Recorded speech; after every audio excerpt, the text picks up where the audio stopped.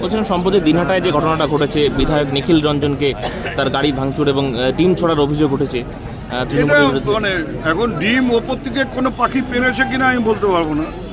হতে পারে যে উঠতে উঠতে কোনো পাখি হয়তো ডিম পেরে দিয়েছে ওর গায়ে অমলেট করবার জন্য। আর 2 নম্বর হচ্ছে গাড়ি ভাঙার ব্যাপারটা, আমি কিন্তু কোনো ছবি দেখিনি যে ওর গাড়ি কেউ ভাঙছে, এরকম কোনো ওকে বিক্ষোভ দেখাচ্ছে এ ব্যাপার আমি দেখেছি, কিন্তু ওর গাড়ি ভাঙছে এরকম ছবি কোনো মিডিয়া বা কেউ আমাকে দেখাতে পারেনি।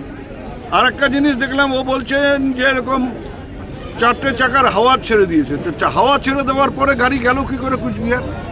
2 নম্বর হচ্ছে একটা ছবি আমি দেখেছি যে গাড়িটা যখন কুচবিহারের দিকে যায় পেছনের কাছে এরকম একটা ফুটো আছে, কুচবিহার পৌঁছতে পৌঁছতে দেখলাম গাড়ির পেছনটাই পুরো ভাঙা হয়ে গেল। নাটকটা কোথায়? অন্যের বেলা একরকম করবেন, নিজের বেলা আর একরকম বলবেন। আপনি কাচের ঘরে বসে যদি অন্যকে ঢিল ছোড়েন তাহলে তো আপনার ঘরটা ভাঙবেই।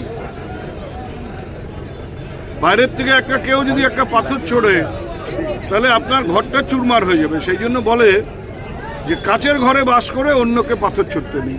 কথা ফুটছে ওদের মুখে, কিন্তু যেদিন 2019 সালের 12ই জুলাই গোবরাছড়া ব্রিজের ঠিক নিচে আমার গাড়ি ভেঙে চুরমার করে দেওয়া হয়েছিল, বা 2021-এর 6ই মে দিনহাটা শহরে আমার গাড়ির 4-5টা ভেঙে চুরমার করে দেওয়া হয়েছিল, আমার হাত ভেঙে দেওয়া হয়েছিল, সেদিনকে এই নিখিল বাবুরা বা বিজেপির নেতারা কি একটা শব্দ ব্যবহার করেছিল?